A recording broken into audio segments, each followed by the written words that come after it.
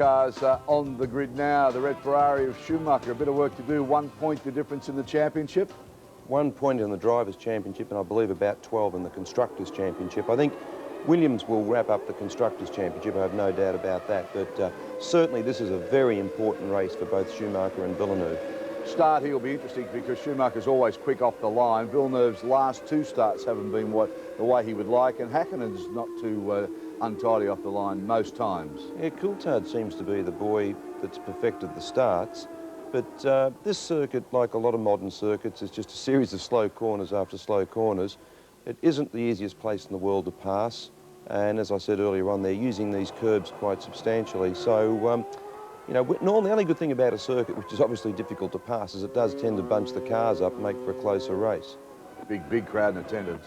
Oh, unbelievable. I mean, there'll be well in excess of 120, 130,000 people there. I mean, next to the Italians, I suppose the Germans are the most enthusiastic, particularly now even that, you know, Schumacher's up there. I'd like to have the franchise for the Red Sloppy Joes. There's a few of those in the audience. Oh, yeah, absolutely.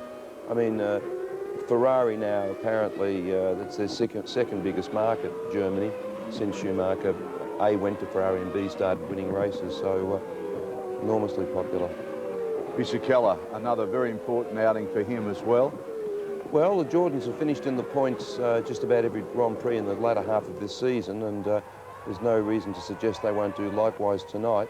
But very much the coming man, Fisichella, and with this new director now of Benetton, and hopefully that they get their act together, he should be a real goer next year. Take your mind back to your first pole position, the feelings that Häkkinen would be experiencing now on this lap. Well, funnily enough, it's much better to be on the front row because irrespective of what happens, you're not going to get mixed up in somebody else's accident. If you do a slightly less than perfect start, you're already at the front anyway. And if you do a good start, you don't have to worry about passing anybody. So it's probably the most relaxing place to be. And today, some historical value. It's 17 years to the day that you won your World Championship. Really? It is. I thought it was only about 5 or 6 years. 17 years to the day. All right, well, as they start to bunch up now, 67 laps of here. The race distance is 305 kilometres in length. So we'll take you over as we look at Villeneuve sitting on the line now to the voice of Formula One, of course, Murray Walker, and his sidekick, Martin Brundle. Villeneuve could throw the championship away, so they have to park in the right place. So Mika Häkkinen, roughly in the centre of your screen, on the left-hand side of the grid as he sits in it. Then Jacques Villeneuve, behind him, Frentzen and Fisichella. Go! Good start, and a wonderful start again by David Coulthard, just as it was last year. Mika Häkkinen leads, and look at Coulthard on the left. Is he coming through into second position? Indeed he is, I think, as he goes through on the inside. And that's a Jordan off with Eddie Jordan, with Eddie Irvine. So a collision there. That's the Minardi spinning out in the background. I can't see whether it's Fisichella or Schumacher, but whoever it is, he's out of the race. I think both Jordans are in there, Murray. There's one in the gravel trap, and another one very much slowed down too. So yeah, there's Schumacher. There's Schumacher. So Ralf Schumacher out of the race. Question mark over Fisichella. But the Luxembourg Grand Prix on this German circuit here, the great Nürburgring, is just a few hundred yards away, is very much on, and Mika Häkkinen is leading. David Coulthard is in second place. This is quite incredible. David Coulthard has made another one of his sensational rocket starts, as he did last year. From 6th on the grid, and he started there last year, he's come up into second place. And behind him is Jacques Villeneuve. Behind Villeneuve is Rubens Barrichello in the Stewart. Well, we certainly didn't expect this. Well, I think Michael Schumacher had a pretty big trip across the gravel trap too, so he's a long way down. That's allowed the Stewarts really up into the action, as is Jean Alesi. So an incredible start from Coulthard, a good start from Häkkinen. Coulthard made it stick up the inside, and then, as we talked about earlier, there really is only space for one car at a time through that first section, and you have to give everybody room. And we saw the Jordan going up into the air. I'm hoping we're going to see a replay very soon if the German director will give us a replay so we can see exactly what went on. But Michael Schumacher, I'm sure, had to take avoiding action, and across the gravel, his car shouldn't be damaged, but it's put him way back down in 10th place. Yeah, and ahead of him, Johnny Herbert, Pedro Diniz, Damon Hill, Magnussen, Alesi, Rubens Barrichello, Jacques Villeneuve, David Coulthard and Hakkinen. And of course, this is very good as far as Jacques Villeneuve is concerned. He may have dropped from second on the grid to third in the race behind the two McLarens, but he's 7 places ahead of Michael Schumacher, who was 8 seconds down on the leader at the end of the first lap. Michael Schumacher has got a gigantic mountain to climb. We're on lap 2 now, and the two McLarens, which have been looking so strong here, are in the lead as Alesi goes through, and Magnussen is in 6th position. So both the Stewart Fords on their Bridgestone tyres are in the top 6 and in the points at the moment, but there's a long, long way in this race to go. Villeneuve is 3rd. So there is Barrichello, there is Alesi, behind him is Magnussen. Damon Hill is in 7th position, followed by Pedro Diniz. Both the arrows well up, 7th and 8th. Replay. Well, here we go. Look, you can see Coulthard streaking through the middle there. Then he moves over to the right. We think Michael Schumacher may be coming in the pits, actually. Coulthard there up into 2nd place. Hakkinen well out by himself. Which driver is that there? It's Michael Schumacher. It's Schumacher, it is Michael retiring. Schumacher. Well, World Championship leader out of the race. Obviously, he had some contact in that first corner, and the car must be damaged somewhere. a terrible blow for Schumacher and Ferrari. Wonderful news for Williams, and there is Schumacher bouncing his way across the chicane. That's later. That's not the start at all, Murray. That's the chicane much later in the lap. Look, and he's come back across those wicked curbs we've been talking about all weekend, and clearly he's damaged the underneath of the car or the suspension in some way. Now, this is looking very good from the Williams and Villeneuve point of view in terms of the World Championship, because Villeneuve, who's now the fastest man on the track, he's just gone round in 1:21.89, compared with the lap record 1:21.3. Katayama is out of the race. The two McLarens are in front of Villeneuve. Barrichello is still in 4th position. 5th is Jean Alesi, followed by Magnussen. Damon Hill and Diniz are still 7th and 8th. Michael Schumacher out of the race. And both the Jordans out at the start. Ralf Schumacher, terrible day for the Schumacher family on their home track. Ralf Schumacher out at the start. Michael Schumacher out on the first lap. Well, once again, we're going to see that replay of the start. It was interrupted to show us Michael Schumacher's car retiring from this race. But here they go into the corner. Great start from Hakkinen. You can see the two Williams side by side. Coulthard makes it stick up the out in the inside. Now look, Michael Schumacher, it's the two Jordans that got together and pushed him into Michael Schumacher. So the two Jordans tripping over each other on the apex of turn 1, and absolute chaos behind. Another car going across the gravel. There we go. Wow, that was dangerous. Isn't that ironic? If that's Ralf Schumacher's car, he's taking his brother out and possibly destroying his World Championship chances. Michael Schumacher on the replay, rejoins the circuit. Here's another one. Yeah, there we go. The Jordan flying up in the air. Schumacher getting a face full of dirt for good measure. And now they're all going across the gravel trap. That was a nasty first corner incident, and well, Michael Schumacher, that rear wheel of his brother's car looked extremely close to his head, didn't it? Ralf Schumacher talking to Ian Phillips, who has a quizzical look on his face. If I read it, it would be not very clever, Ralph, because the worst thing you can possibly do is to collide with your teammate. I'm not ascribing any blame, because we need to look at a replay again very carefully indeed to try to decide where that problem arose. But wherever it arose, it took both the Jordans out and Michael Schumacher. So now, at minimum, if Villeneuve keeps going the way he is, he's on 4 World Championship points. We're only on lap 5 at the present moment in this 67-lap race. But Villeneuve, if he can keep going, looks like getting 4 World Championship points. That would make him 3 ahead of Michael Schumacher, who is not going to score today. James is in the pits with Michael Schumacher. Yeah, oh, absolutely unbelievable, Martin. I arrived just as Michael walked out, and I said, can I have a quick word? He looked straight through me, walked straight to the truck. He could not believe what has just happened to him. I'm now standing right by Michael's car. It's covered in dirt, and the front suspension wishbones are completely buckled. Just like Damon Hill's word. Do you remember when Michael hit him in Adelaide in '94? That's what it looks like down here. Michael just cannot believe what's just happened to him. Well, if it had been through a crusher, it couldn't be worse for Michael Schumacher, and it's now a wonderful front run for the two McLarens. Mika Häkkinen leading. I can't get over that start of David Coulthard's. He said in the past, I always concentrate on the start because you can make up 2 or 3 places if you get it right, whereas it's very, very difficult to do that in race conditions on almost any circuit these days because it is so difficult to get by. That's exactly what he did. He shot up from 6th on the grid, took advantage of the problems ahead of him, past Schumacher, past Fisichella, past Heinz-Harald Frentzen, past Jacques Villeneuve. What about that for a list of names to get by at the start? Coulthard is 2nd. Damon Hill is up to 7th, and it's just behind him, but a few rumblings in the paddock. I can't really throw any more light on it. A few rumblings about a traction control system that McLaren might be running on that.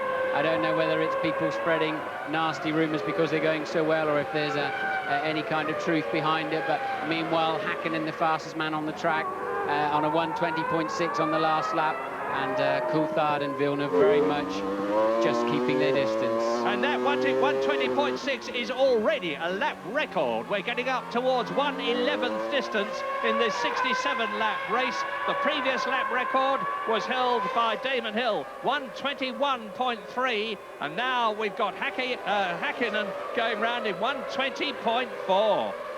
Häkkinen leads, Coulthard 2nd, Villeneuve 3rd, Barrichello is 4th, Alesi is 5th, and Magnussen is 6th.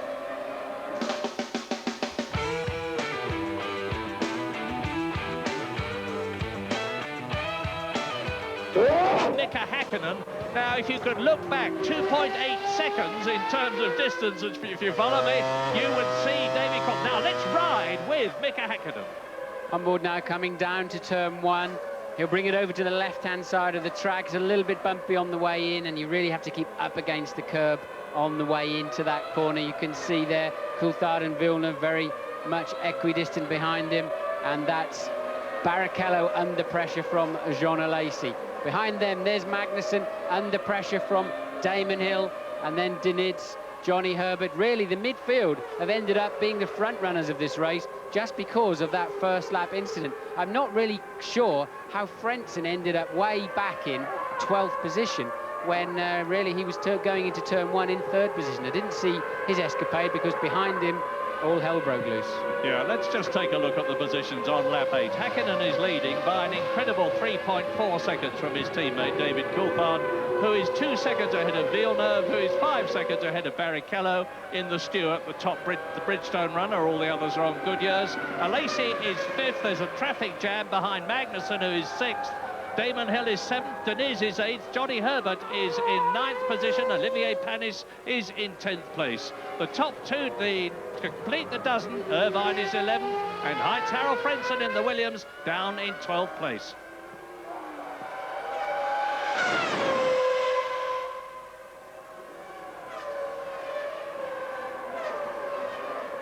Lap 9 at the Nürburgring. There is the leader, Mika Häkkinen. He is out on his own, but David Coulthard is also well ahead of Jacques Villeneuve, and there is news from Louise Goodman with Eddie Jordan. Eddie, you've just been in the back of the truck having a chat with Giancarlo. What did he have to say? Well, he had a bad start. He knew that. He said he'd had a problem with the warm-up, with the clutch, and obviously with Ralph having such a fantastic start, there's only so much space that all these cars can go through at the end of the day, and there was just too many cars. Got to be your worst nightmare when both your drivers hit each other. We've had this in Argentina at the beginning of the season, and now we're getting close to the end of the season. We have a reoccurrence, and obviously we have to have a chat. This is a much more different situation where at the start of the race into the first corner, you're always going to have a certain amount of confusion and a lot of people charging on various different times, different fuel loads, because everyone is making different strategies. So everyone trying to make up where they lost out in qualifying, so to speak, and inevitably you're going to have these problems. Sadly, 2 of my cars are involved in it. Bad luck. Thank you.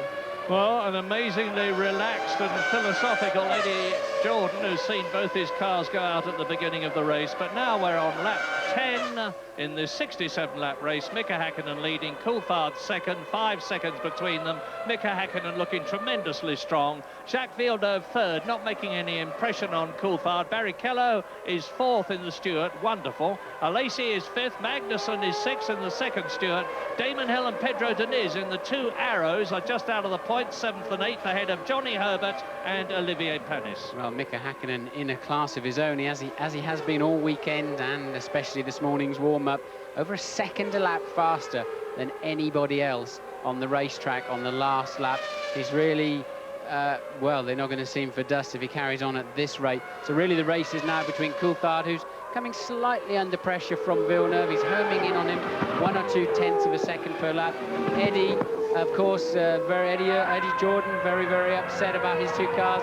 And imagine the cost when they get home and have to replace all of those wishbones, engine covers, uprights, brakes, or whatever was damaged. Could easily cost him £100,000, £150,000 for good measure. Coulthard and Villeneuve second and third, and of course if McLaren keep on going the way they are going, they're going to get 16 points in the Constructors' Championship, and that would move them past Benetton on the form of Alesi and Berger at the present moment. Jean Alesi is in 5th place on 2 World Championship points. Gerhard Berger is down in 11th place, and that is Olivier Panis being challenged by Gerhard Berger. Frentzen making his way through the field. I'm really not sure how he ended up back down there. If we get another replay of the start, I'll have a good look, but he ended up back in 12th place. He's now taken 11th place. That was from Panis, from Olivier Panis, who was hobbling around the paddock. I was surprised how difficult it was. You know, he's back after breaking his legs in Canada back in June, and I was really surprised at the difficulty which Olivier was having just walking through the paddock. But Frentzen putting a good move there to move up to, well, what is still a very lowly 11th position. Next target for him is Gerhard Berger, who is in 10th position, just about a second ahead of Heinz-Harald Frentzen. But you can see it's very, very close on the track, except for Mika Häkkinen, whose form is quite amazing. He's now 6.2 seconds ahead. This man who nearly won the British Grand Prix this year, who was leading in Austria when his engine let go last Sunday, he's come so close to victory so many times. I mean, Mika Häkkinen has been in second position many times, but never the win. Is he going to come today? Well, we'll know in 56 laps' time. 1:19.9 for Mika Häkkinen. He is just running and hiding. 19.9, that's a very fast lap, Murray, for the beginning of a Grand Prix. Remember, he's got something like 80 kilos of fuel on board that car, and the car itself weighs only just over 500 kilos. No, here they come towards us now. Oh, no, they don't anymore, because we're looking at Mika Häkkinen as he comes round the hairpin, turn 5, climbs up towards the 130-mile-an-hour left-hander, and on towards, eventually, the chicane at the end of the lap. Now, look back, and you would have seen David Coulthard coming over the crest, as we see Magnussen and coming towards us now. Here is the Stewart, followed by Damon Hill, followed by Pedro Diniz. Now, there is the white car is Jan Magnussen. He's in 6th position. Behind him is Damon Hill. Then it's Pedro Diniz. Behind Diniz is Johnny Herbert. They're coming towards us now. Look for the red-topped helmet. That's Johnny Herbert in the Sauber, and he is in 9th position as they go round the right-left flick towards the highest point of the circuit. And now continuing to climb. And in the background is Heinz-Harald Frentzen, still in 11th position behind Gerhard Berger. There is the Austrian who had such a terrible time at the Spielberg circuit last Sunday. And he's now going to have to work very hard. First of all, to try and get past Johnny Herbert on the left. And secondly, to keep back Heinz-Harald Frentzen. It's not a particularly brilliant day for Williams. It's a terrible day for Ferrari. Admittedly, Villeneuve is in 3rd position. But like you, Martin, I'm completely mystified about how Heinz-Harald Frentzen came to be in 11th position. There is no doubt in my mind, incidentally, that Magnussen is holding people up. If they can only get past him, they might be able to pull away, particularly Frentzen when he gets there. But he's driving a good race. Yes, David's not exactly climbing all over the gearbox of Magnussen, though, as you can see there, Murray. So it's pretty much a Bridgestone race going on there from Barrichello in fourth, but Magnussen, Hill, Dinitz, they're very much having their own race on the Bridgestone tyres, and looks as if they have a very similar lap time. Johnny Herbert looking a bit frustrated. They're diving around behind, and soon they're going to be holding Frentzen up. You can only assume that they'll be stopping Frentzen sooner rather than later for whatever pit stop strategy he's on, because clearly his car is much faster than the 122s that he's doing there, stuck in that pack, because his teammate is down there in the 120.4, and he's been matching his teammate all weekend. But Mika Hakkinen, a new fastest lap, a new lap record, 1 minute 19.8. We're now on lap 14 in this 67-lap race. Who's doing well, who's not doing so well? Well, McLaren are doing fantastically well. First and second. Williams, I would say, middling. There is Jacques Villeneuve in third position. Seemingly, I won't say content to stay there, because obviously he wants to get more points, but he'll know that Michael Schumacher is out of the race. Now, Stewart there are doing fantastically well, as are Ford, who've had so many problems with their V10 engine that they're patiently working away at. Jan Magnussen is in sixth position. Barrichello and Alesi that you're looking at are fifth and sixth. There is Jean Alesi. He started well down the grid in 10th position. He's made places and he's challenging. He's all over Barrichello now. Barrichello driving very defensively. You saw him lock his brakes going into the Dunlop hairpin. He's on the ragged edge, and he's got Jean Alesi bearing down on him now. And it was Rubens Barrichello, remember, Martin, who was pressured so much by Michael Schumacher last Sunday in Austria that he flew off the circuit. Yes, he did, didn't he? He dropped the ball. He was looking in his mirrors at Michael Schumacher instead of where he should have been going himself. But what tends to happen in this situation, when a guy is clearly quicker than you behind you, you start turning in a bit too early to the corners, and you brake a little bit earlier than you really should. You get a defensive state of mind, and it's just at this time you should just free it all up and let the car have its head and drive off. But you start driving on your mirrors instead of driving on your field of vision ahead. They're both looking for points, of course, but especially Jean Alesi, who's fifth in the championship. He was running third until he had some recent problems, and dropped him those 2 places behind David Coulthard. And he's really pushing Rubens Barrichello, and the young Brazilian, and he is a very young Brazilian because he's only 25 years old, is driving like a veteran. But it would appear that Frentzen may have, remember they went into the first corner, the 2 Williams side by side, with David Coulthard slicing up the inside. It would appear that Frentzen lost out in that and took a big bite of the curb and lost an awful lot of momentum on the way out. So that's how Frentzen ended up reversing himself down the field. Well, you inevitably get a change of fortunes in Formula One, and funnily enough, I was thinking only the other day that Michael Schumacher had only had 2 retirements so far, and this is the 15th race of the year, and that he was due another one. I didn't expect it to happen as quickly as this, or as hard an effect on his World Championship as it's having. And James Allen, news from the pits? Yeah, standing outside this Ferrari truck, Michael Schumacher sitting in there quietly smouldering, fuming away. If they lifted off the skylight, they'd probably think they'd elected a new pope. There's so much going on in there. Ralf Schumacher just walked past me, went straight up the stairs. He's going in there to apologise to his brother. He knows what he's done today. Big shame. Yeah, well, brotherly love and all the rest of it, but it'll be wearing a bit thin in that Ferrari motorhome. Ralf Schumacher has the reputation of being a bit of a wild man. No less a man than Martin Brundle has said to me that Michael thinks that Ralf thinks he's Michael, and he certainly isn't. Yes, but I can't help but thinking Michael's very lucky not to be wearing the left rear Goodyear of that Flying Jordan. So he's got that to thank somebody for today, because that could have been very, very nice. It's very unusual to see. I've seen a lot of Formula One cars. I've even seen a Marshall flying through my cockpit in Japan, but I've never seen a Formula One car coming at you from that kind of angle. That could have been very, very dangerous.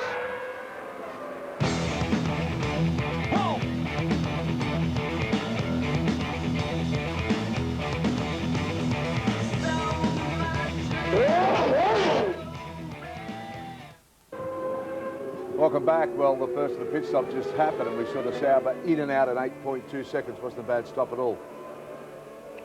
Can you turn and we'll bring you up to date with the places that are there: Hakkinen, Coulthard, Villeneuve, Barrichello and Lacey Magnussen.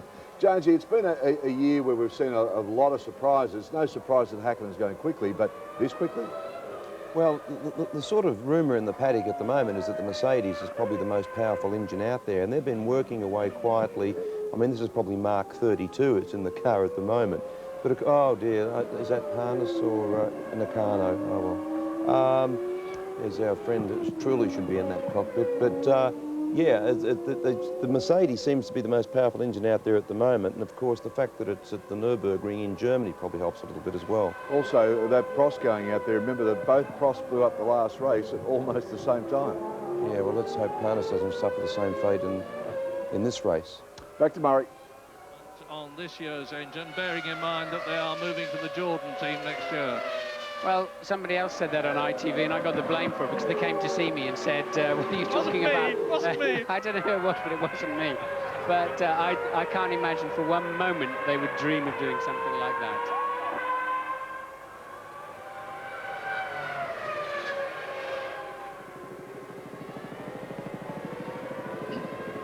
Lap 18, Johnny Herbert has been in to make the first pit stop. Shinji Nakano has had a problem, and we hear that Ralf Schumacher has been required to appear in front of the stewards to explain his actions at the beginning of the race, which took his brother Michael out. But we're riding with Jacques Villeneuve now, and up the road, some 2.3 seconds ahead of him, is David Coulthard, who is 11 seconds behind Mika Hakkinen. Now, there is Coulthard, there is Villeneuve, and in fourth place, and the supporters of the Stewart team, and I admit to being one of them, will be keeping their fingers crossed. It's their first season in Formula One with their Alan Jenkins designed car. They've done a magnificent job. They've had a lot of problems, engine problems too particularly, but now their cars are in 4th and 6th places. They were doing extremely well in Austria. They're getting stronger and stronger race by race, and they deserve some points finishes here. They've only had one. Rubens Barrichello, that magnificent second at Monaco. Back with Villeneuve. It takes a lot. It takes 100 miles an hour through the apex of this corner. You can see as he got on the power, he had to do a slight correction. It's just an instinctive move. You don't think, oh, the back of the car's sliding, I better put some steering wheel in. Otherwise, you're heading on your way to the scene of the accident. It's a truly instinctive thing. As you feel you're bolted to that car with 6 seatbelts, you're part of it, and you saw the car move there, and Villeneuve instantaneously putting some correction in, some dust coming out from underneath Hakkinen's car there. I can only hope that that was from we're into Coulthard now, but I can only hope that was just dust on the racetrack that Mika Hakkinen passed over. It's pretty much status quo between Villeneuve and Coulthard. Villeneuve just beginning to make a charge, now lapping at the same pace as Hakkinen, 120.2. You just sense that Mika's taking a bit of a breather because he's got an 11.5 second lead. No point in making a silly error, but at the same time, he's got to keep his mind on every braking point, on every apex, and especially that last nasty chicane, because as we've already seen, Michael Schumacher's taken himself out of the race, and many other cars have been damaged there. Jos Verstappen managed to get his Tyrrell a full metre in the air off of those curbs. That's how dangerous they are. Now, the Benetton boys ready for a stop. Now, this is the way the race is running. Mika Hakkinen's out on his own. Coulthard is fighting against Villeneuve for 2nd place. Barrichello and Lacey are fighting for 4th position. Jan Magnussen in 6th place, the second of the 2 Stewart Fords in the points, is just ahead of Damon Hill, followed by Gerhard Berger, who's got ahead of Pedro Diniz and moved up into 8th position. And 10th place now is still Frentzen. He's not making any headway on Diniz. Yes, well, Berger homing in on Hill. The reason Berger passed Diniz was he out-fumbled himself, Pedro out-fumbled himself on the curbs at the last chicane, and we saw Gerhard having a good run at him in the background, then down the pit straight, and that's enabled Gerhard to move up onto the gearbox of Damon, and you can see Frentzen tucked up there behind Diniz, as you rightly say, way back in 10th place. Lacey into the pits. He's clearly on a 2-stop strategy, and even then it's quite an early stop, so they obviously felt that maybe Alesi was tucked up behind Barrichello, and he would be best served by coming in, getting some fresh boots and a little drink of fuel, and hopefully if he can look at the queue of traffic he's going to see when he comes out of the end of the pit lane. 120 k's down the pit lane here. The drivers were campaigning for just 80 kilometers per hour. They feel it's very narrow, very dangerous, but the organisers wouldn't play ball, so it's stuck at 120 k's, 75 miles an hour. So Alesi rejoining. Now he needs to charge to get himself out in front of Barrichello at the next stop. And we're on lap 21 out of 67 with the magnificent Mika Häkkinen now nearly 12 seconds ahead of David Coulthard. He's got into a wonderful rhythm. He's going lap after lap quicker than his teammate, and therefore quicker than anybody else, of course. Jacques Villeneuve still in third position. And there is Gerhard Berger in the Benetton. Now he's right behind Damon Hill in the Arrows. Berger is looking for a points position. So is Damon Hill. There's the move. That's Frentzen on Diniz. Frentzen going through for 9th place on Pedro Diniz. A nice clean manoeuvre there, outbreaking him into the chicane. So Pedro on the defensive yet again now with Panis up behind him, and that's giving Frentzen some space, and Gerhard Berger comes in for his first stop. From 7th position. Now he was behind Damon Hill. It's a good move this. They'll be able to change his tyres and wheels, and out he goes. No. He took off too early there. The lollipop was very much in place. Sometimes the guy gets ready to lift it, and you read that as he's beginning to take it away. I've done that myself. You really have to wait for that lollipop to disappear out of view, and Gerhard trying to pull away with the refueler, still doing his job. And he joined behind Mika Salo in the Tyrrell, who's in 14th position. And here coming towards us is Verstappen, chased by Johnny Herbert. Verstappen in 15th position, and Johnny Herbert, of course, has been into the pits, is down into 6th position. Now, here's news. You saw Michael Schumacher exiting the garage and hitting the rear jack held by a Tyrrell mechanic. It was Phil Kant, and he's okay, but he's bruised his shoulder. So if anybody knew that it was him, yes, you've got something to worry about. He's bruised his shoulder, but thankfully it is nothing worse than that, and it could have been very nasty indeed. Lap 23, race leader, Mika Häkkinen, McLaren Mercedes. Well, McLaren have been in the wilderness for a long, long time since the death of Ayrton Senna, who won their last race for them in 1993, before David Coulthard won in Australia, and then again in Italy this year. But they really are looking good at the moment, not only for a first place, a third win of the year, but also their first 1-2 for a very, very long time. Fastest man on the track that time round was Frentzen. Now he's got some space in front of him. You saw him taking Diniz. And did I see somebody locking a wheel or blowing an engine up in the distance then as we cut away to this pit stop? And Jean Alesi also very quick on those new tyres. Salo there, he's clearly also on a two-stop strategy. It's Irvine. Yes, I thought I saw something in the distance. Clearly, Eddie Irvine, what a terrible day for Ferrari. It's just not worked at all, has it? They're going home with 0 points. Well, we've been used to this in the past. I mean, a couple of years ago, Ferrari had double retirements, 3 or 4 races in succession. But then last year, they started getting their act together. This year, they've been leading the championship, both championships, the constructors and the drivers, as you watch Eddie Irvine getting out of the car. Funny shape on the back of his crash helmet there is to help the airbox pressure. The air intake for the engine is just above his head, and it keeps a smoother airflow and a stronger pressure in the airbox to give him more power. But David Coulthard's suddenly getting on with it. He's in the 19s now, 1 minute 19.9, just a 10th off of the fastest lap of the race. So David reacting to the pressure that Jacques Villeneuve was gently applying to him. And that's Gianni Morbidelli in the Sauber Petronas. 11th position he was in, and the top 10 now on lap 25, with the pit stops coming thick and fast soon. Not yet. We've had Alesi in as the first top runner, and he is now in 10th position. But the top 10 at the moment are still Hakkinen leading Coulthard by an ever-increasing margin, which is now 10 seconds. The two McLaren Mercedes up front. Villeneuve is 3 seconds behind Villeneuve, and I quickly interrupt myself to pass you over to James Allen. Murray, I just went up to Jean Todt and I said, have you got any reason for retirement for Eddie? He looked at me and he said, engine. I said, it's not been a good day today, has it? And he gave me a Gallic shrug. It certainly hasn't been a good day for the Ferrari team. You're a very brave man, James Allen. I wouldn't be making any remarks like that to Jean Todt. Well, here's an interesting moment for Mika. He's leading a race comfortably and coming up to lap some cars, so this is new territory for him to a large extent, and be interesting to see just how decisive he's going to be. He should have the blue flags waving. Yes, that car's pulled over well for him. That would be Morbidelli getting out of the way. Mika seizing the opportunity nicely.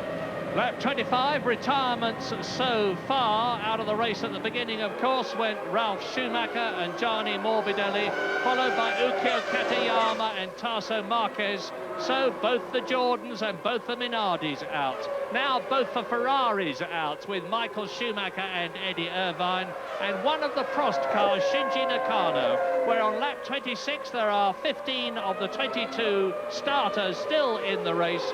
And everybody in Germany, everybody at Mercedes, everybody at McLaren, and a lot of people in Finland and Scotland will be keeping their fingers crossed that things stay the same. Mika Hakkinen leading, David Coulthard second. There is the third position man, Jacques Villeneuve, but he's 2.7 seconds behind Coulthard, as into the right-hander goes Rubens Barrichello, out on his own in fourth position. Well, I think Lacey Berger and the other Goodyear runners who have stopped twice, including the Saubers, are going to be very disappointed, because I'm pretty certain that these Bridgestone runners, you can see Hill there and the two Stewart Fords, I think they're on one-stop strategy, so they're going to find them still ahead of them very much later in the race. Look at Frentzen. Frentzen screaming up behind Damon Hill now. Yeah, we're with Heinz-Harald Frentzen. He's now in sixth position as a result of those stops from Lacey and Berger, and he's closing up on Damon Hill, who is now in the points. Both the Stewarts are in the top 5. Magnussen is 5th, Barrichello is in 6th position. They'll be praying for reliability. Magnussen had an engine go again in the biggest possible way in practicing here. But as I've said before, if you do your development in public, you've just got to be prepared for that sort of thing to happen. And Ford and Cosworth bravely are. They've got a completely new engine coming out for the Stewart team next year, and they'll be building all the lessons that they're learning this year into that engine. But now we ride with the Williams of Heinz-Harald Frentzen on the left. He's got in front of him Damon Hill. In front of Damon Hill, the white car is Jan Magnussen. And hats off to the young Dane, who's had a very, very torrid beginning of the season. 10 failures to finish. He ran 4th in Austria, where he really got his act together. His position in the Stewart team was in jeopardy. I believe, although I'm not sure, that he's going to have his contract renewed from next year, because he's going extremely well and getting better all the time. Well, Williams mechanics out in the pit lane, getting ready for a stop. We don't know which driver. Could well be Frentzen to get him out of this queue that is in here behind the two Bridgestone boys, behind Magnussen and Hill.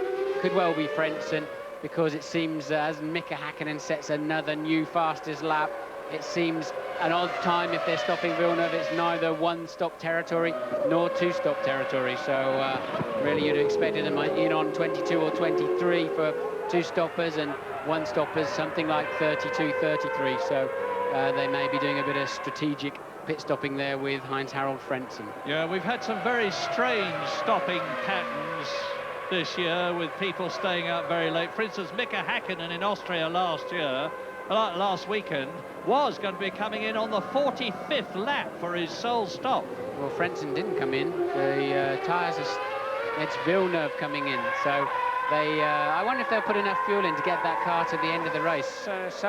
Some way to go yet. So stopping Villeneuve on lap 27.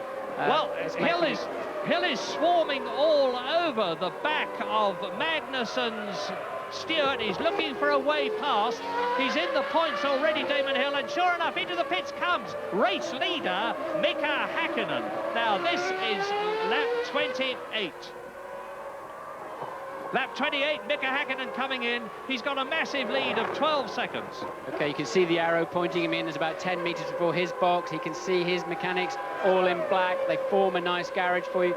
Keep the throttle stable. Don't rock the car when it's on its jack. Wait for the lollipop. Have first gear ready. What a fantastic stop from the McLaren team. Again, James. Well, now, as you say, Martin, let's look at how long the fuel hose is on for, because it's going to be more than about 100 kilos of fuel to go in to get him through to the end, perhaps about 95 in fact. Interestingly enough, 8.8. I think he might have to stop again. We'll have to check on that. But interestingly, that was a very, very hasty decision by the McLaren team. Again, Ron Dennis reacting to the fact that Villeneuve was coming out, was coming into the pits. He very quickly brought the mechanics out because they were not ready before. And Coulthard is in the lead, of course. Mika Häkkinen came in.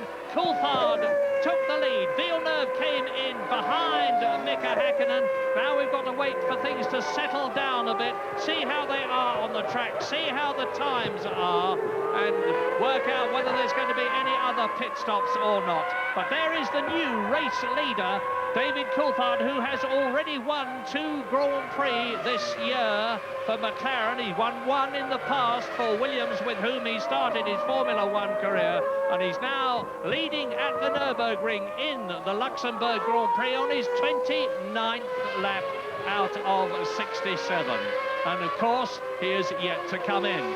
And the time that his pit stop takes in comparison with that of Mika Häkkinen will decide whether, when Coulthard comes back onto the track, he's in the lead or back in second place, or even in third position if he has a bad stop in comparison with that of Jacques Villeneuve. So it's a lap 30 out of 67. Well, I think you have to say, you have to expect Häkkinen to pit again.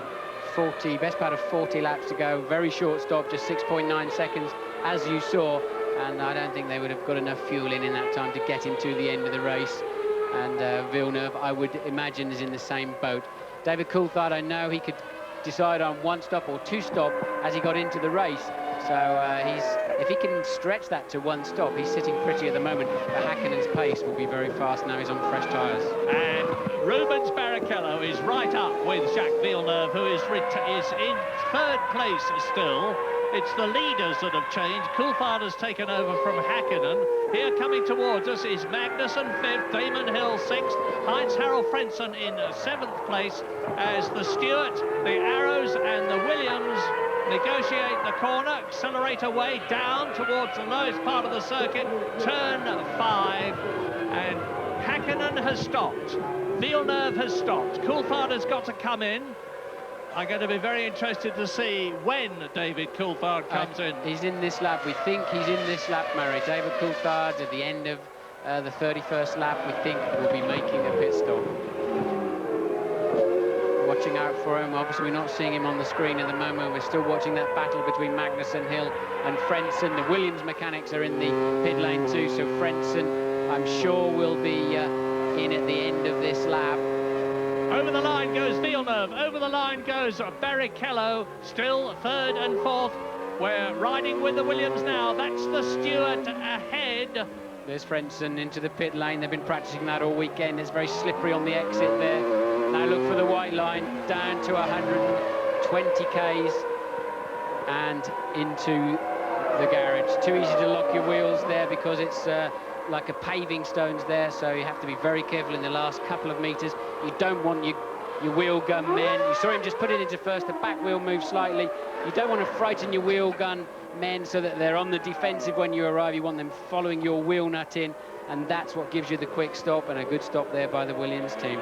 And Heinz-Harald Frentzen exits the pit lane behind Jean Alesi, who has moved up into 8th position, so Frentzen is in 9th position. James Allen. Well, Murray, my calculations, I've looked at it, including the flow rates. I don't think that Villeneuve was stationary for long enough to do this on a 1 stop. I think Ron Dennis was planning on keeping Coulthard out for 1, but he's changed his plans. He's going to try and get him out now in front of Villeneuve. That's exactly what he's doing, 4.9 seconds. So Coulthard will be in front of Villeneuve, Häkkinen at the front. Well, I'm looking at, as you watch Coulthard exiting the pit lane, look down, and there in the background is Jacques Villeneuve. It happened exactly as you said, James Allen. They're on lap 32 now. Here is the McLaren coming towards us. There in the background is Jacques Villeneuve. And so now all the top three men have stopped.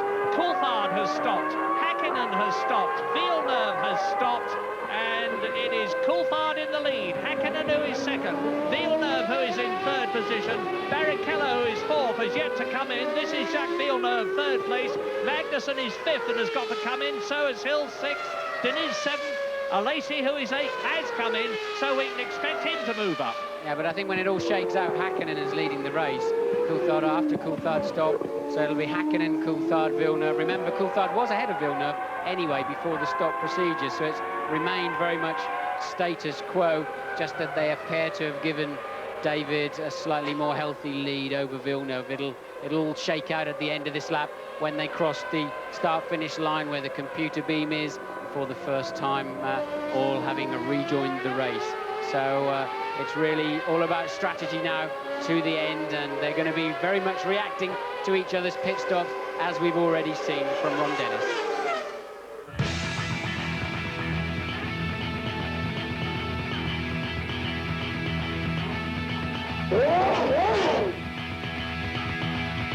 Through the season, and since 1993 for that matter, to have got to where they are now, to be commanding the Williams as much as they are. Well, without any doubt, and it's interesting to see on the McLarens, the new front wing does look remarkably like a Williams front wing. I remember that Adrian Newey, the Williams aerodynamicist for many years, has moved over to this McLaren team, but there's a lot of skill and quality and depth at McLaren. Has been there for a long time, and this kind of pace has been, this kind of momentum has been showing now for some time, and a stunning lap time now from Heinz-Harald Frentzen-Murray on a 1:18.8. He's got his fresh tyres on, got some space in front of him, and he's obviously pretty angry inside that car because that is an amazing lap time. Lap 33, the top three have stopped, and as Martin rightly pointed out, we now know that Mika Häkkinen is back in the lead, 12 seconds ahead of David Coulthard, who is 4.5 seconds ahead of Jacques Villeneuve. There is Heinz-Harald Frentzen, the fastest man on the track. He's in 11th place, but 4th behind Villeneuve, and 5th behind Villeneuve are Barrichello and Magnussen. They're having a long stint out. They're on lap 34 at the present moment, and neither of them have been in, so it looks as though they're going to make it a one-stop strategy, which is the exact reverse of what they did in Austria last Sunday, which cost them a lot of places.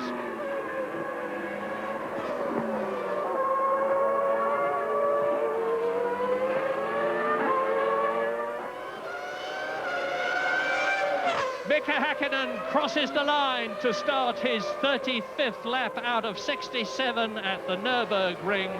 Look back and you'll see David Coulthard with the red flashes on the front wing. He is in second place. Look further back behind Mika Salo's white Tyrrell with the red nose flashes, and you see the blue Williams of Jacques Villeneuve. Now Villeneuve is obviously not coasting, to put it very mildly indeed. He's on 4 World Championship points at the moment, and therefore his effective lead over Michael Schumacher, who retired right at the beginning of the race in the World Championship, is now 3 points. But he will want to increase it. He will want to increase it by catching and getting past Coulthard. As you watch the battle between Damon Hill in the Arrows there, he is in 6th position, and Jan Magnussen in the Stewart Ford, who is ahead of him on 2 World Championship points in 5th place. Plenty of power on there for Magnussen, getting a little bit out of shape. He's getting ragged. Damon is very much homing in on him, but it's not a clear-cut overtaking place here for those two cars because they're very much the same speed. They're on the same tyres. Those Bridgestones have seemed a bit hard all weekend, and that's gave them all a problem in qualifying, but as we now see, they're still on their original set of tyres they started this race with, and they're holding up very well. So that one-stop strategy is going to put these Bridgestone runners into the second half of the points this afternoon without any doubt. But the fastest 2 cars on the track right now our Frentzen again, back there in 11th, having had the starting problem, and Villeneuve in 3rd place. Villeneuve homing in on, he obviously passed the Tyrrell on that lap actually, so homing in on Coulthard, but still 5 seconds behind. So as you watch Magnussen and Hill battling for 5th position, followed by Diniz, and behind Diniz is Lacey and Panis. Here are the top 10 on lap 36 out of 67. Häkkinen and Coulthard way ahead of Villeneuve 3rd. Barrichello, and here's Hill challenging. No, he lifted off early actually. I think he was going to have a stab and then decided to bring the car back online and line it up properly for the turn-in. Realised he was too far behind.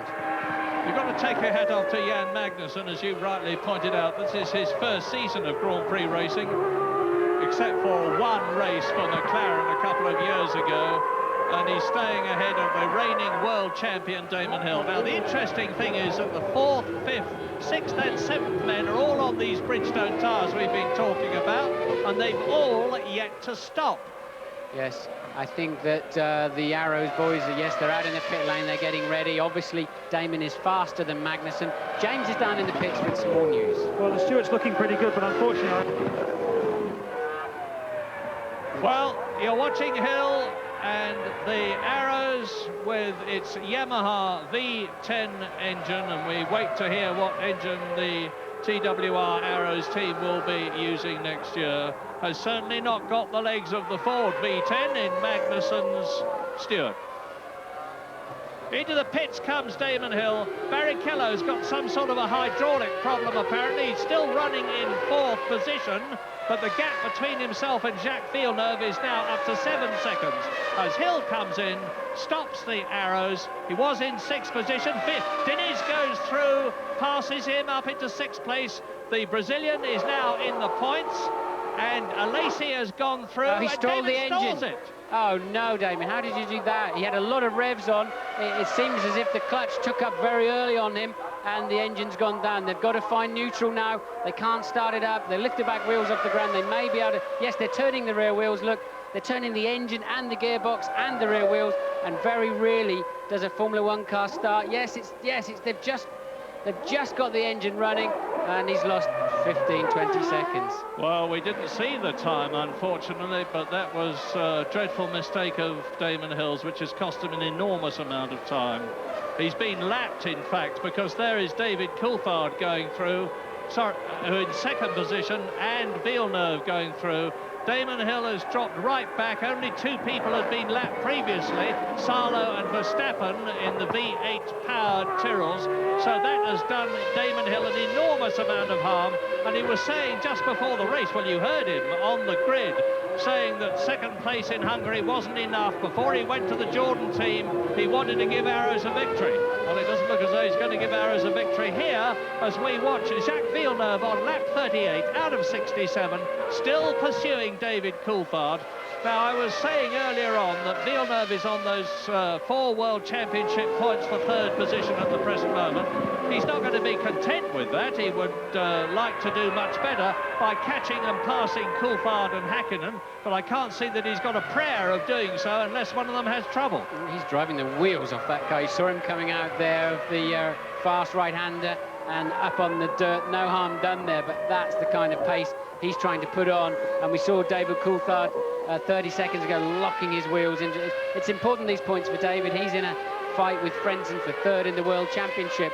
And make no mistake, if Williams go home from this race, or if Villeneuve goes home from this race with just a 3-point advantage on Michael Schumacher, they're going to be very unhappy. With Schumacher out of the race, they're going to feel another wasted opportunity, I can assure you. Jolly good point, Martin. And Villeneuve is, as I said earlier on, just not making any impression at all. Now, but in the pit lane, we've got Ralf Schumacher, and facing him, Louise Goodman. What happened? Well, nothing special. I mean, it was a normal start incident. I had a very good start. A few of, and even my teammate missed the start, so we all braked a bit late in the first corner, and then there was not enough space for everybody, so that happens, really. So did you go off on your own, or did somebody push you off? Yeah, no, I got hitten. Got hitten by Giancarlo, but, well, not on purpose. He just braked a bit too late, you know, and that was the reason. So I jumped up, and I hit Michael as well, and then we all were off. Nothing special, he says, Martin. I would have thought it was pretty special, actually. He's out, his teammate's out, and his brother's out. That's pretty important. Well, I wouldn't have thought it comes too much more special than that, but I somehow knew it wouldn't have been his fault, didn't you? Yep, it never is. It never is. It's always the other guys. And we're on lap 40 now, out of 67. Hakkinen has got a massive lead. I've said this sort of thing before, and the massive lead has disappeared. But I have to say now that he's on his way, certainly, to his first victory. I'm keeping my fingers crossed. You can't say that, Murray. Remember that Porsche race we were watching this morning? You said that guy's got it made. Look, car 45. The next lap, his rear wheel fell off. So don't say anything about Mika Hakkinen, well, please. We all make mistakes, Martin. Lap 40, Hakkinen 13 seconds ahead of Coulthard, 6 seconds ahead of Villeneuve, 31 seconds ahead of the magnificent Jan Magnussen. No, it's Rubens Barrichello now, as into the pits comes Pedro Diniz from 8th position. But mark those stewards again. They're 4th and 5th, and they've both stopped. There's no question of them having an advantage now, because they're going to have to come in. They have come in. Well, here's an important moment. Can Diniz get down the pit lane before Magnussen? Clearly not. Get in the fast lane, Jan. Otherwise, he's going to pass you. He's going to pass you anyway. Wake up. Well done, Pedro. He's thinking on his feet, and that's a great move from Pedro. That's going to score him some points if his car gets to the end of the race. That moment of having his head into gear. And through comes Hakkinen to lap Magnussen, who's taking a long time to get up to racing speed. He was clearly rattled. There's inexperience there. Well, maybe I've done him a disservice, actually, because clearly he's not able to... he's either got a throttle problem there, or he's unable to move up the gearbox. I can't believe that the unfortunate Jan Magnussen, who's had such terrible luck this season, having been in the points in Austria and up to 4th position in this race, a superb achievement, is going to have trouble again. Well, I can believe it, actually, but I just hope it isn't true. Well, it is true, because I don't think Magnussen's going to be going much further. He's really half speed there now, as David Coulthard, second-place man, comes up behind him. Coulthard has now managed to pull out a 6.5-second lead to Villeneuve in 3rd place, and we see Panis coming in for his first pit stop since his bad accident in Montreal, and I think he's hurting a bit in that car. It's been a fairly lackluster performance through the race by Olivier, and well, having seen him walk this morning, I'm not surprised. No, I thought he looked not at all well, actually. And I'm no physician or medical man, but I really do wonder whether he hasn't come back too soon. He came in from 8th in the race. He's rejoined. He's about to be gobbled up by Mika Hakkinen in the Arrows, in the McLaren behind him, as Pedro Diniz in the Arrows, having benefited from his opportunistic move, keeps on the run, and in comes the Morbidelli Sauber Petronas for his pit stop. It's his 2nd pit stop. Fontana, who was one of the Sauber drivers earlier on this year, kept on coming into the pits, thinking he got a problem. He hasn't. I'm wondering what's happened to Morbidelli. Rear wheels spinning. Yes, they had to start it up in gear again, but I suspect he stalled it. But you can see Magnussen there retiring from the race as the Tyrrell comes in for a pit stop. They're pushing Magnussen back into the pit garage. That's a shame for him. Well, I know a lot of people will be saying give him the drive next year, Jackie Stewart, because it's not his fault. And he's driven a super race here at the Nürburgring in the Luxembourg Grand Prix, as he did in the Austrian Grand Prix. We're on lap 42. Hakkinen is leading Coulthard by 12.6 seconds. Villeneuve is 6 seconds behind Coulthard in 3rd position. Barrichello in the Stewart is 4th. Alesi is 5th. Gerhard Berger is in 6th position.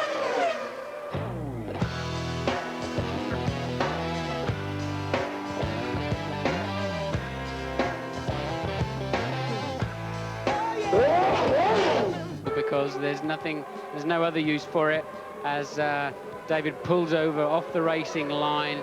Well, good news for Villeneuve and his World Championship aspirations. Bad news for David Coulthard in his personal battle for 3rd place in the championship. And, well, there's still 25 laps to go, and Mika Hakkinen is running the same engine. Exactly. One has to say, if it's happened to one Mercedes engine, it could happen to the other. And here is the other. Well, Jonesy, what a disappointment for David Coulthard, but Hakkinen now, I mean, he's hard to be in his mouth. Well, exactly. I mean, maybe it's Coulthard's, turn to have a bit of bad luck and Häkkinen's turn to have a bit of good luck. I certainly hope so, but it's done Villeneuve no harm in the championship, that's for sure. Exactly. Back to Murray and Martin. But Villeneuve has moved up into second position. Has Häkkinen got a problem with this car? Because, yes, he has. Häkkinen is out of the race. Oh, this is almost unbelievable. Out goes Coulthard and Norbert Haug and Mr. Huppert, who is the head man of Mercedes, on the pit lane there, plunged into despair in front of their home countrymen at the Nürburgring, Germany's Grand Prix circuit.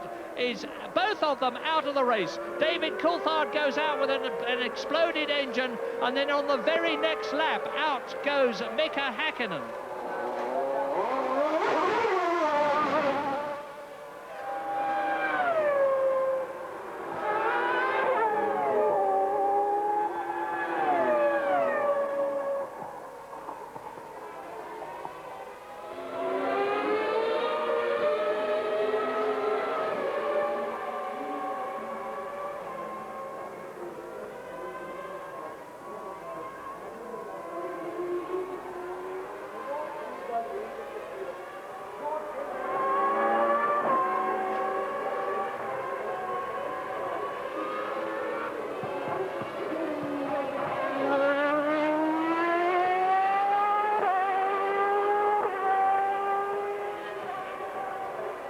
We apologise for that break in commentary, some problems there coming in from overseas, but... You can't believe it, can you?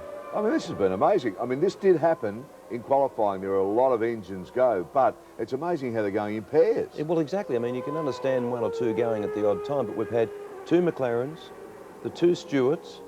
I mean, they're just going out in pairs. But, I mean, look at this guy now. He's now on 10 points as opposed to 4. Well, you and I were just talking whilst we were watching the race by saying yet again Williams hadn't taken advantage of the fact that Ferrari and Schumacher in particular were having problems. I mean, now it's just been handed to him on a plate.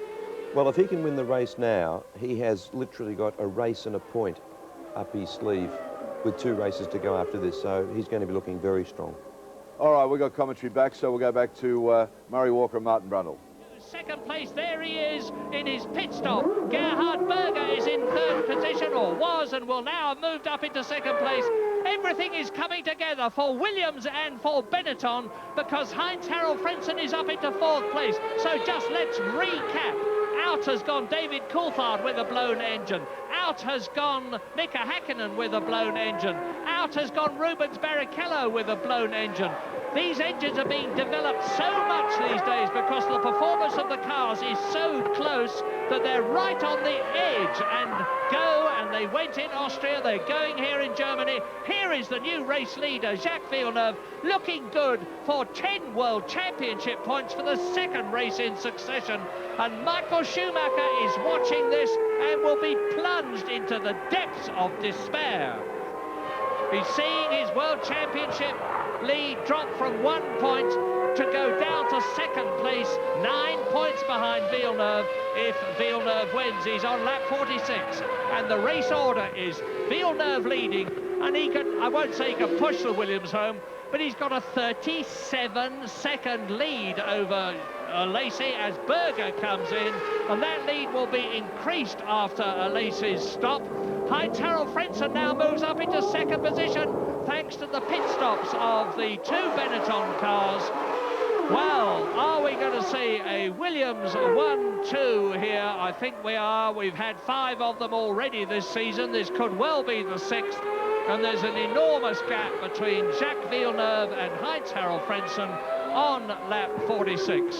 The Nürburgring is taking its toll. We have 4 Renault engine cars in the first 4 places. The Renault standing up well. Obviously, this is their last season in Formula One, and well, their engine has been supreme for so long. Damon Hill has thrown away almost certain podium position, I think, with that stall in the pits. It may not have been his fault. Maybe Rubens Barrichello did not have an engine failure. Remember, it was radioed in from the ITV pit crew that he did have a hydraulic problem. David Coulthard, well, I'm flying home with him tonight. That's not going to be a happy journey because He wanted those points today, and a McLaren 1-2 here in front of the Mercedes hierarchy in Germany, even if it is for the Luxembourg Grand Prix, would have been something special. Poor old Mika Häkkinen, what can you say for the guy? So here we are, Villeneuve. He has reversed into a few wins this year. Remember Hungary, remember Silverstone. I thought his performance in Austria was absolutely stunning, but here once again he's kept his head and the race has come back to him so far, but it's not all over yet. Villeneuve, having won in Brazil and Argentina and Spain and Britain and Hungary and Austria last Sunday, has got yet another, the 7th victory of the season. But we've got news from James Allen in the pit lane. What is it, James? Just to tidy things up a little, Murray, confirmed to you it was a hydraulic failure on Rubens Barrichello's Stewart, which actually killed the throttle, and that's why he retired. Shortly before that, Jan Magnussen retired. Problem there was a drive shaft failure. In which case, if I suggested that their engines went, and I did suggest that their engines are gone, I humbly apologise to Ford and Cosworth and everybody associated with them. Villeneuve giving it plenty across the curbs. I wouldn't be doing too much of that. Look at the front wing flaps bouncing around. Imagine what the suspension is going through. It rattles the fillings in your teeth as you go over those sort of sawtooth curbs. If I was Jacques, I'd be staying well away from those because they'll bite you. Yeah, he doesn't need to go over them. It's easy for me to say that, but into the pit lane comes Heinz Harald Frentzen for a second stop. Now, this is lap 48. He's come in before Jacques Villeneuve. He was 38 seconds behind him when he came into the pit lane. He was 19 seconds ahead of Jean Alesi, who has stopped twice. So it's going to be a pretty close run thing. In fact, there's a Benetton going through. Now watch Frentzen on the left and watch at the right. There is the Benetton of Jean Alesi, and behind him is Gerhard Berger. So Frentzen has dropped to third. Alesi has gone up to second. Berger is still in fourth position, and there they are. Alesi, Frentzen, Berger. And as Martin has pointed out, the 4 leading cars are Renault powered. The Renault concern is pulling out of Grand Prix racing, and poor Mika Häkkinen has pulled out of the race that he so earnestly wanted to win on his birthday. What an awful present. Well, if he was in floods of tears, I don't think anybody would begrudge him that. What has the man got to do? He's been so fast for so long, so committed, so loyal to McLaren, so dedicated to his job. Alesi there trying to make a move on what must be Verstappen, the back marker. Makes it stick now, but lost a lot of time with that. Gives Frentzen a chance to move up behind him. Frentzen's got the faster car of those 3. Dave Richards here for the first weekend that he's taking over the Benetton team, and he'll be pretty pleased with himself seeing his cars up there now in 2nd and 4th places. So a good scrap there now to the end of the race, but Villeneuve appears to have it in the bag. Well, 5 times this year Williams have started 1st and 2nd on the grid. They've yet to finish 1st and 2nd in the race. We thought they got 2 tremendously strong drivers in Villeneuve and Frentzen, and so they have, but Villeneuve has proved in race conditions to be the stronger. Now, he's going to have to fight now, because you can see the situation on the track. Well, Verstappen getting a bit rude there with Gerhard Berger too. So that's Villeneuve in for his 2nd and what will be his final stop. At that point, as the others just stopped the previous lap, he had a 58-second lead.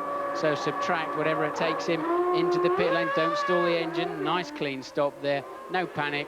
And now he's just up and running to the flag, providing he has no problems. But Verstappen making a nasty move there as Berger was trying to stay in that group, chasing 2nd place. Well, a complete stop here from entering the pit lane to leaving it takes about 28 seconds. Villeneuve was 58 seconds ahead of Alesi, so he's still going to be a comfortable half-minute ahead of the French Sicilian in the Benetton, both of whom have made 2 stops. And Jean Alesi will be much happier with this. He's had 3 second places already this season. As we were saying earlier on, there's been a lot of argument between Alesi and Eddie Irvine about who caused the accident, the collision that they had in Austria. Well, Alesi is well clear of everyone except Heinz Harald Frentzen, who's swarming all over his gearbox. And for that matter, Gerhard Berger isn't so far away. Here's the proof. Alesi coming towards us 2nd, Frentzen 3rd, with the red flashes holding the wing, front wing of the Williams. And Heinz-Harald Frentzen redeeming himself, the man who won the San Marino Grand Prix at Imola, the man who was second in France, and he very much needs a second place now to improve his World Championship situation. He's third in the World Championship at the moment, but he's some 36 points behind Jacques Villeneuve, who's now effectively leading the championship after the retirement of Michael Schumacher. Track looks a bit slick, looks a bit slippery. Surprised to see Frentzen having to lift off through that far chicane. But normally they're pretty much pedal to the metal through there without even dreaming of lifting. So clearly, as the race is going on, the track is getting slicker and slicker, which is why they're running back down in the late 20s. And far, 1 minute 18.8, as you get a mixture of rubber on the track, a few cars blowing up, a few cars going off, bringing gravel and dust back on to the apexes, and suddenly you just can't find the bite and the grip that you once had earlier in the race. Frentzen is in third position. There is the fourth place man, Gerhard Berger. Ahead of Frentzen, coming towards us, is Jean Alesi, and you can see what a small gap it is between the three of them. Good scrap here for fifth place, 2 points at the moment for Dinid, 1 point for Panis there. Panis looking fairly menacing. Pedro having driven a good solid race. Oh, you won't get through there, Olivier, but good try anyway. And Pedro there hanging on for what would be his first 2 points of the season. A good drive from him after a reasonably lacklustre weekend so far, but he's kept it all together in the race, stayed out of trouble, and so has Panis for that matter. Yeah, race order, lap 52 out of 67. Villeneuve's got the race in his pocket if he just keeps going. He's 33 seconds ahead of this battle between Alesi, Frentzen and Berger for second place. Pedro Diniz in fifth position. There he is ahead of us because we're on the Prost of returnee Olivier Panis, sixth position. Panis has a lot more straight line speed. Let's watch him home in now on the arrows towards the end of this straight, and then see what he can do under braking. Yes, he's much faster, isn't he? I don't think it's going to be too long before Panis takes over that fifth place. Now he can smell those points. Berger's another 8.5 seconds in front of him. I don't think he's going to be bothering him too much between now and the end of the race, but 2 points on his return would be something quite special for Olivier, and I think he's going to take that anytime soon. Yeah, and it would be a wonderful return to Grand Prix racing present for Olivier Panis and the Prost team.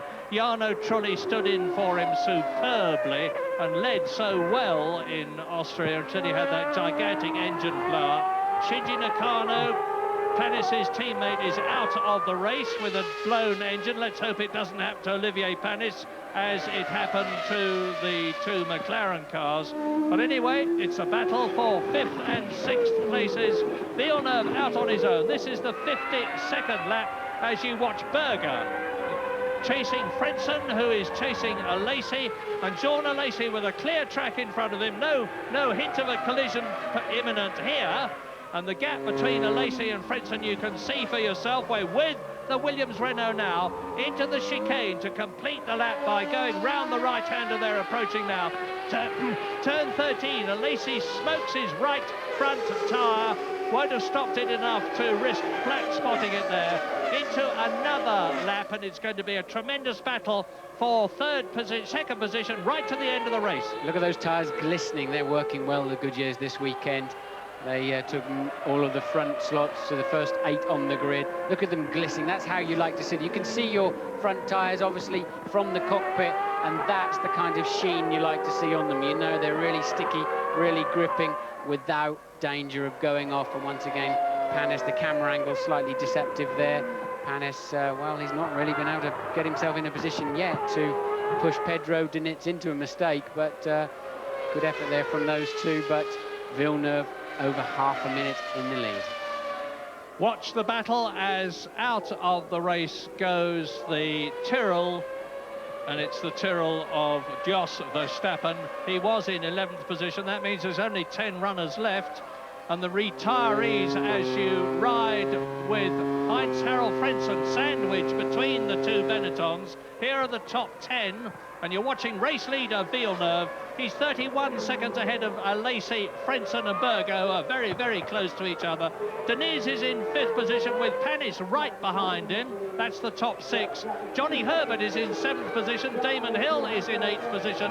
9th, 10th and 11th are Morbidelli, Salo and Verstappen. And the retirees are Mika Hakkinen, Rubens Barrichello, David Coulthard, Jan Magnussen, Eddie Irvine, Shinji Nakano, Michael Schumacher, Tasso Marquez, Katayama, and the 2 Jordans of Ralf Schumacher and Giancarlo Fisichella on the first lap. We're on lap 54 now. Well, I'd like to know if Michael Schumacher damaged his car in the first corner. I would have thought he did, or whether it was that big curb hopping moment we saw a lap later, because if it was his own mistake, that's the second one he's made this year. Remember, he ran into Barrichello in the first corner in Argentina. Other than that, it's been a pretty flawless season, and it'll be interesting to see just where Michael's damage occurred. Maybe he went off at the chicane because he had some kind of suspension failure from the first corner accident. Damaged it at the first accident, and finished it by going over those saw teeth at the chicane. There's a replay of Jos Verstappen sliding gracefully off the track into the gravel trap. It takes a special effort to get into that gravel trap. I'm not quite sure how he managed that. And that is Olivier Panis's wife, who is watching the progress of her husband, trying to get past Pedro Diniz. That's Diniz in front of us, and I must say that Pedro Diniz, I've said this in the past, and I'm not going to be at all humble about saying it again, he was a much maligned man when he drove for the 40 team. He wasn't all that much more respected when he drove for Ligier, but since he got to Arrows in particular, he's really got himself together. Is that in it? And James Allen's with Mika Hakkinen. Mika, all our thoughts go with you. It was terrible luck. You had that race in the bag. Yeah, it was quite, I wouldn't say it's easy, but it was definitely under control all the time. I was all the time following the pit board and just saving the tires and the engine and everything more or less, but didn't help too much this time. What have you got to do to buy yourself some luck, eh? I said, you know, to be best you have to pay the penalty and the price. This is it, you know. McLaren, Mercedes want to be best, so it's always we can expect some failures. Like I want to be the best and I make a mistake sometimes and I have to pay the penalty, and it's easy. It's not easy to take it, but you get nothing free, you know. You're a brave man. Thanks. You're a true gent too, Mika Hakkinen. Now, Jacques Villeneuve out there alone. Lacey, Frentzen, Berger, Diniz, Panis is the order. Don't you sometimes wish he'd come back in and get the engine builder by the throat and really get very, very upset about it instead of so cool?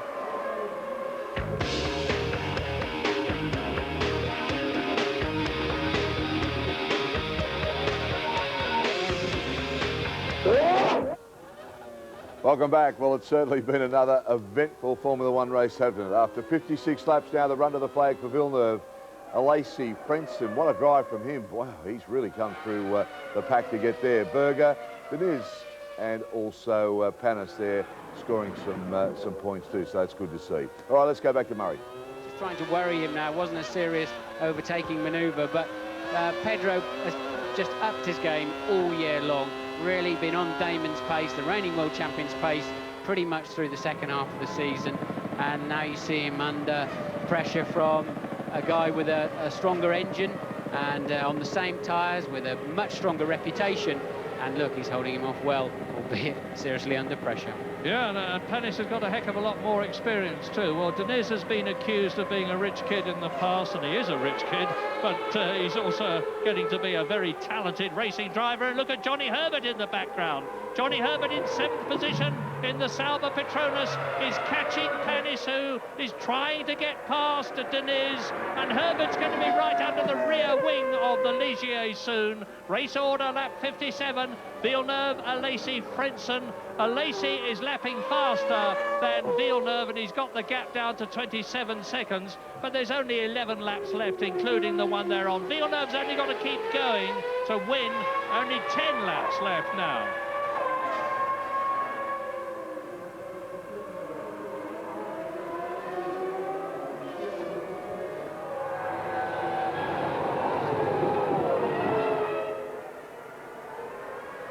Lap 58 out of 67.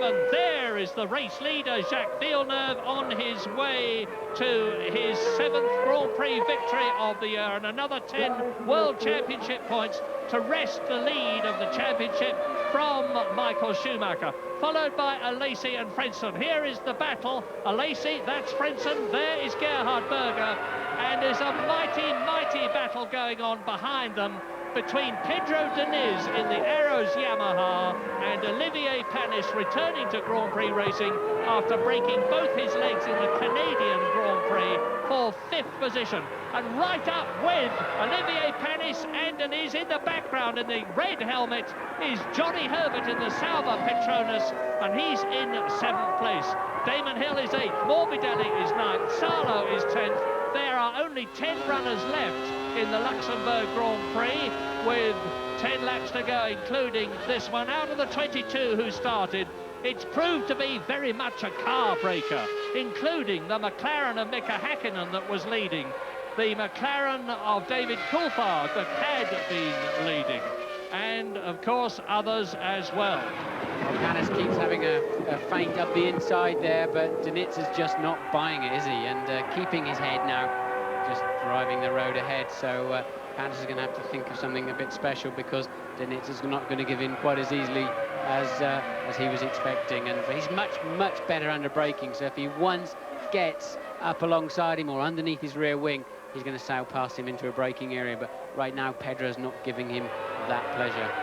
Well, nobody in the first 4 is making any impression, real impression on anyone else, because there are the 2nd, 3rd and 4th, Jean Alesi, Heinz-Harald Frentzen, Gerhard Berger, 2 Benetton sandwiching the Williams.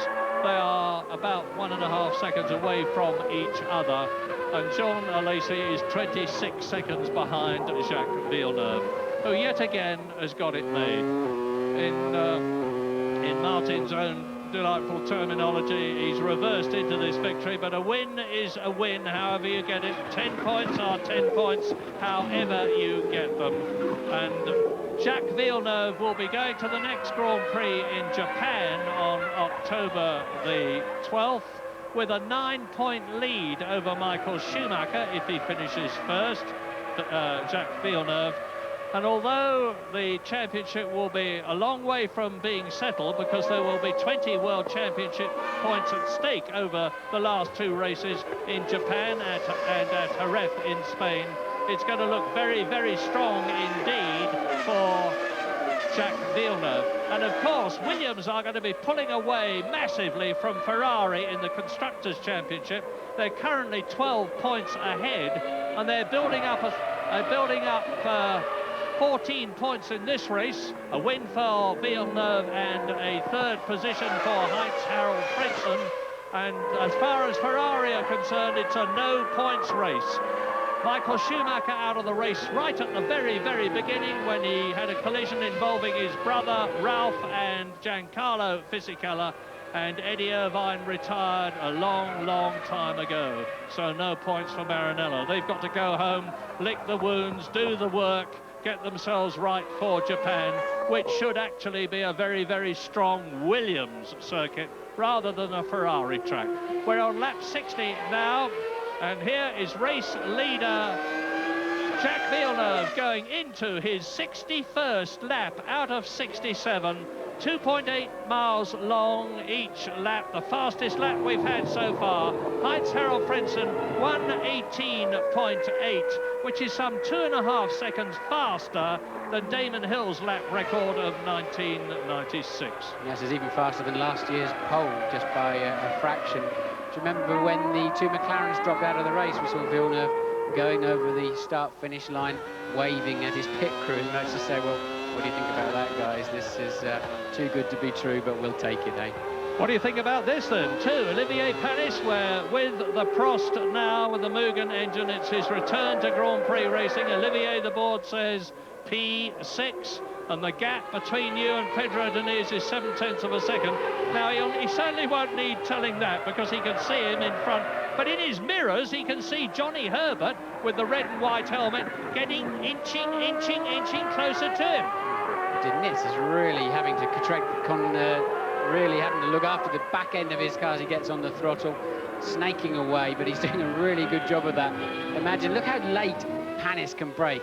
Remember, he broke both of his legs. Imagine how much that's hurting him right at the moment. But he's still able somehow to put this 70 bar of pressure that we put into the... Now, he's close now. Watch out, Pedro, because he might just have a go up the inside here, and he's not going to get through there.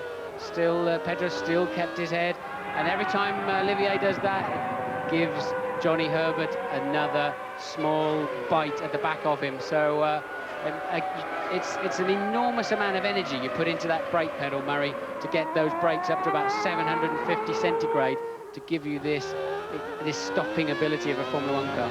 Yeah, and the net beneficiary of all this might well be Johnny Herbert, because he's just right behind Olivier Panis. And if Diniz gets something wrong and Panis got involved with it by having to back off, then Johnny Herbert could do what Nigel Mansell did to Ayrton Senna in the Hungarian Grand Prix and get past.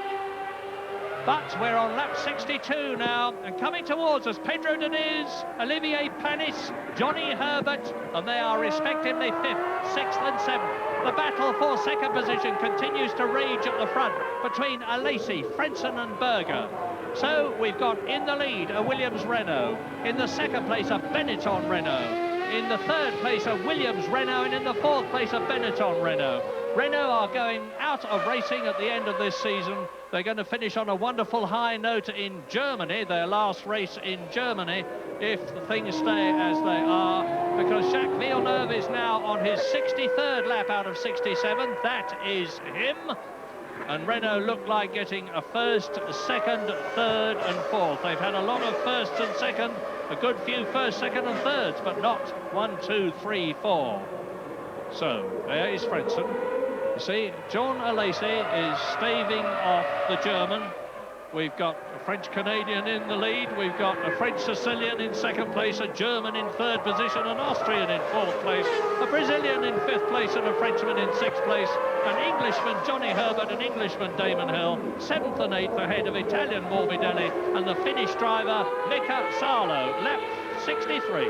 Well, as we see this continuing scrap for 5th place, if Villeneuve wins in Japan, then he will win the championship. He's now in a position, providing he just gets to the end of this race, of course, he will be in a position to take that world championship. Remember, he did the Japanese Formula 3000 championship for a couple of years and knows Suzuka like the back of his hand. But Panis, once again, locking his brake, got a lot of front bias. We run something like 58 or 59% of the pedal energy goes into the front brakes to slow the cars down, and looks like Olivier's got even more than that, because he's very, very often locking his brakes. Maybe he's not quite got the control on the brake pedal he would ideally have, given his injury problems. But look at Villeneuve, he's not going anywhere near the side of the racetrack now. He's just swanning along, taking it very easy. You could hear him applying the power gently. Different story here. These two are really going for it. Gerhard suddenly had his late race wake-up call as normal and started to home in on the back of Frentzen, just 2.5 seconds behind.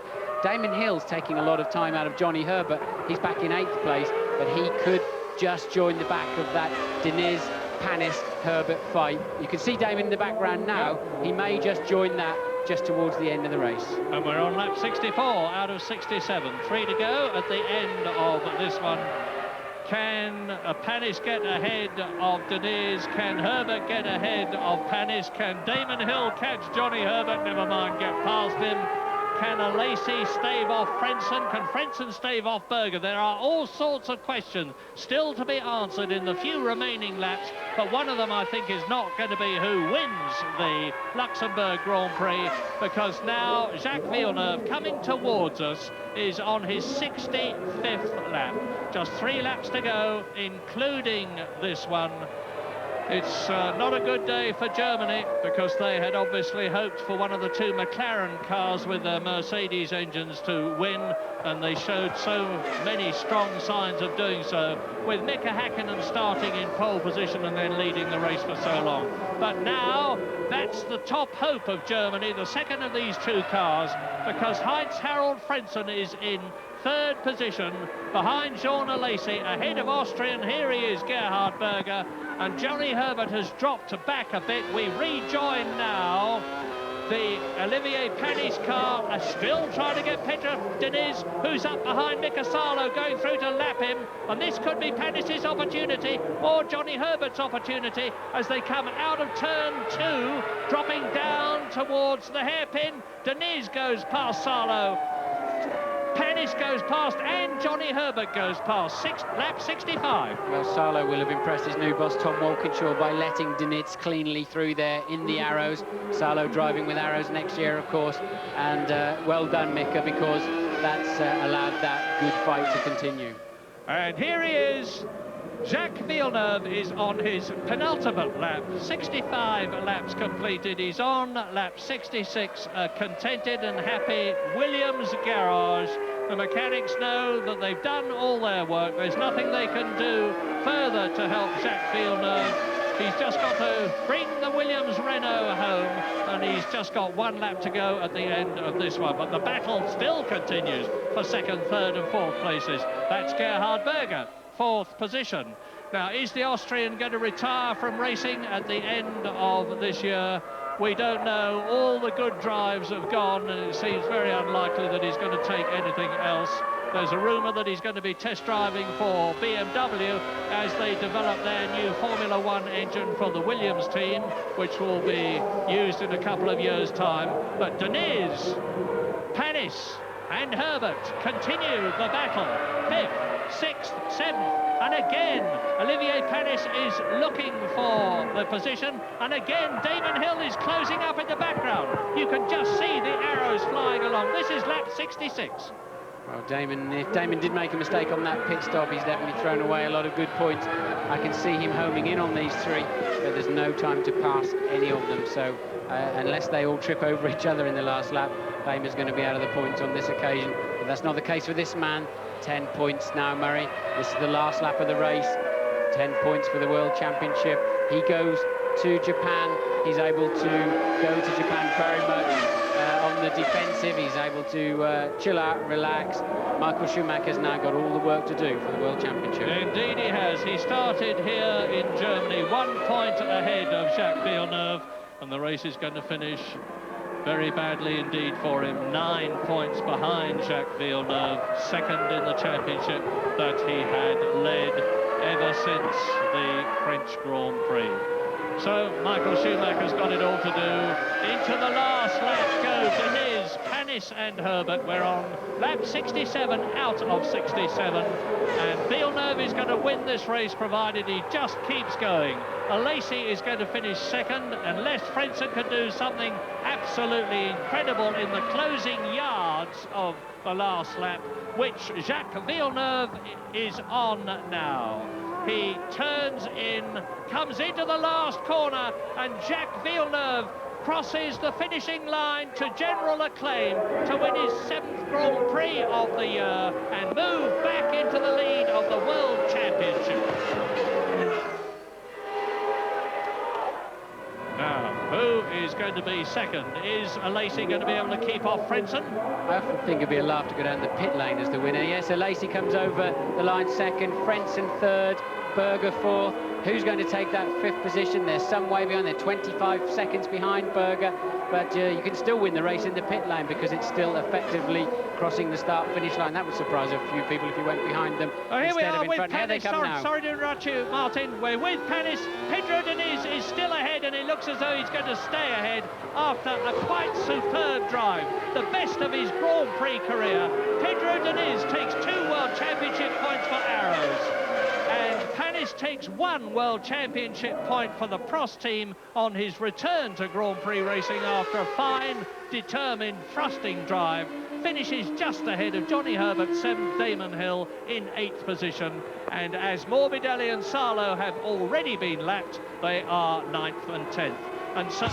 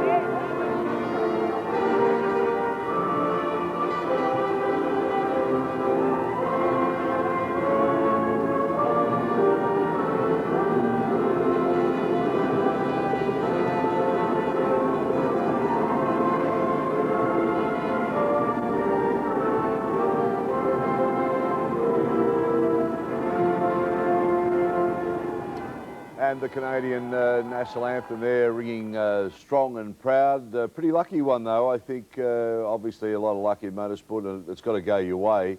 But as we've said so many times, they haven't been able to take advantage of Ferrari's performances when they've gone bad. They were lucky tonight. They were. They still couldn't take advantage, actual raw speed-wise. But, you know, when you're on a roll, you're on a roll. When the luck's going your way, it's going your way. It certainly went Villeneuve's way tonight.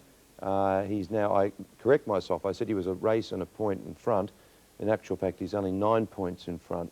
So it's really going to go down to the wire. Yeah, you talk about luck, though. I mean, you make your own luck, too. You've got to put yourself in the position to be able to capitalise on luck. Oh, absolutely. I mean, at the end of the day, he was there to take advantage of the two McLarens breaking down. But, gee, weren't they flying? Certainly were. Very, very fast. All right, let's have a look at the champagne and the celebrations. There we go, plenty of spray, and I know our den mother, Gabby, she'll be so pleased. Gabby looks after us here at Wide World of Sports, flies AJ all around the place, and she's a big Jacques fan. Well, there you are. Villeneuve from Alesi, Frentzen, Berger. Good result for Pedro Diniz, and Olivier Panis in one championship point with his first Grand Prix after his injury. Villeneuve now takes over the lead in the championship from Schumacher. Frentzen's in third, Alesi fourth, Coulthard fifth, and Berger still in sixth position. Now, the championship points, as far as the manufacturers are concerned, Williams increases their lead from 112 over Ferrari 86, Benetton third, McLaren fourth, Jordan fifth, and Prost in sixth.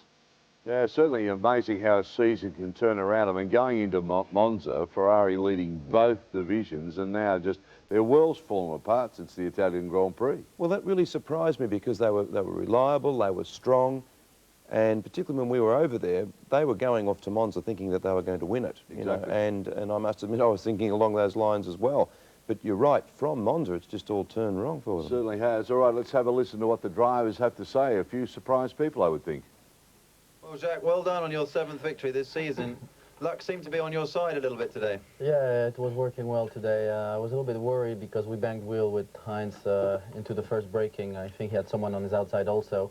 And I thought that I'd bent something because it hit pretty hard, but then the car was running fine, except for the two McLarens were flying. I mean, they had more fuel than us, and they were really, really fast on this track. So if they hadn't blown up, there's no way we could have beaten them. How quickly were you aware that Michael Schumacher had dropped out? Almost right away. The team told me, and then out of the hairpin there's a big screen, and you can watch the race every time you go there, so I could see that he had stopped in the pits. If the McLarens had stayed in, would you have been able to catch them, do you think, or would you have been happy to settle for third? Well, I wasn't happy to be third, but I couldn't do anything about it. I couldn't have caught them, so I would have had to settle for third. It would have been, you know, okay for the championship, but this is definitely better. Jacques, well done. Jean, you started 10th, so did you expect to be in the top 3 today? Honestly, no. You know, after my second stop, I saw on the pit board P2, and I didn't believe it because before to stop I was 8th. And really, when you start in this position, and especially I had all the Bridgestone car on the front, and it was absolutely impossible to overtake. I really want to thank everybody to give me the reliability in the car to finish in these positions. You started 10th, and you ended up quite high up after the first corner. Can you talk us through the start? I did a very bad start, and actually it helped me a lot because I see a lot of cars flying up and smokes and dust. So I found a very small place to go, and I was 5th, I think, at the first corner, in the first lap. Jean, well done. Thank you. Heinz Harald, your 4th third position in a row. You've contributed a lot towards the Williams Constructors' Championship at the moment. Did it all go planned today? Well, not really. I mean, we banged wheels together at the start. It was pretty tight, and I knocked with my ankle. I knocked the ignition off and everything off, and I was surprised what happened then. Until I realized that the ignition was switched off, I was already 14th or 15th. So it was pretty disappointing at that stage. I mean, I had many guys in front of us, and we were fighting for every tenth, and it was very difficult to overtake them. Step by step, it was running fine. It was a good maneuver with Gerhard Berger. We were trying to go into the pits, and then Berger changed his plan, went into the pits and well, and then we stayed out. And I think that was the reason I managed to overtake Gerhard. Otherwise, it would have been very difficult. But I feel also very happy for Renault because we have 1, 2, 3, and 4 finish. And that's a great day for Renault, especially because they're quitting Formula 1 next year. Thanks very much, Heinz-Harald. Jacques, we go to Suzuka. You're 9 points ahead now, and Williams are 26 points ahead. What are your thoughts on the Japanese circuit? Well, my thoughts are pretty good. It's a great track, and I love driving there. It should suit our car pretty well, so we should be competitive there. And all we need to do now is 1 point more than Michael, as we have more victories than him to win the championship. So that's what will be important, to qualify well and then to just stay in front of Michael. Thanks very much, Jacques.